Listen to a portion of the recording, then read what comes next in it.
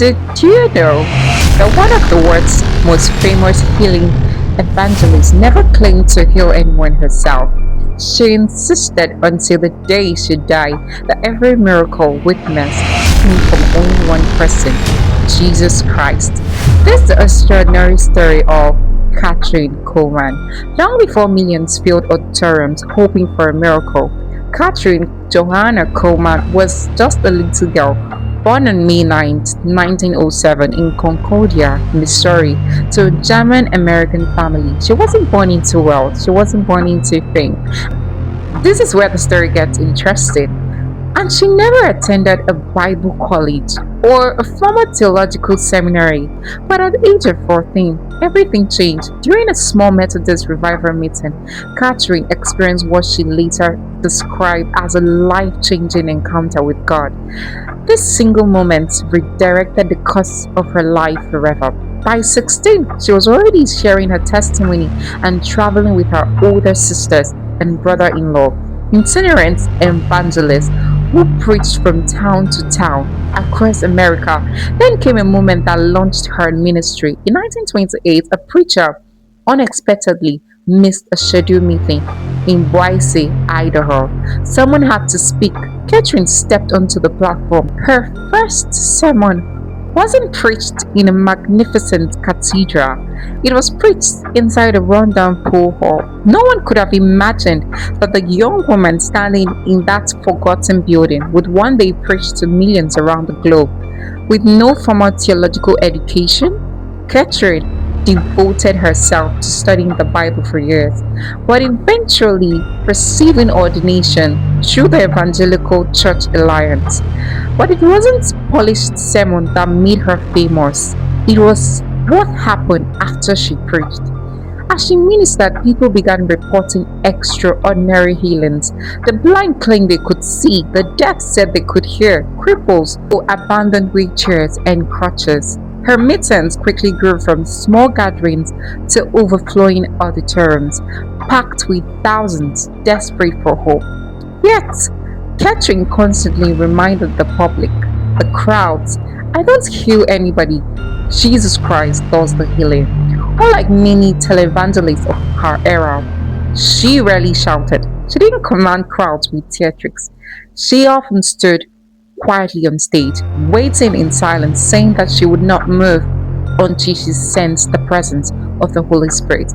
By the 1950s, her ministry had become an international phenomenon. She established the Kathryn Kuhlman Foundation in 1954, launched nationwide radio broadcasts, and later hosted the television program I Believe in Miracles, which reached millions. Through the 1960s and 1970s, people traveled from every corner of the world just to attend one service. Some arrived on stretchers, others in wheelchairs. Many came after doctors have exhausted every medical option. Her meetings became some of the largest healing crusade of the 20th century. But with extraordinary claims came extraordinary scrutiny. Doctors, journalists, skeptics, and researchers attended her service, hoping to uncover fraud. Some medical investigations or investigators concluded they found no convincing evidence of miraculous healing in the cases they examined. Others, including physicians and believers who investigated individual testimony, had documented remarkable recoveries that could not easily be explained. The debate continues to this day. Whether viewed through the lens of faith or skepticism, one fact is undeniable.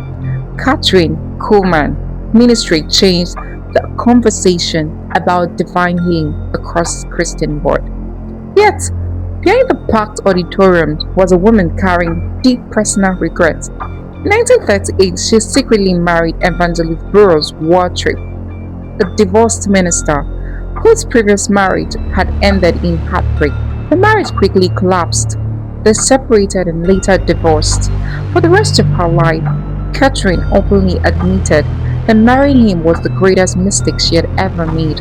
She often said the pain caused to his family haunted her more than anything else she had done. Rather than hiding her failure, she spoke about it with tears, using it as a reminder that even those God uses are still human.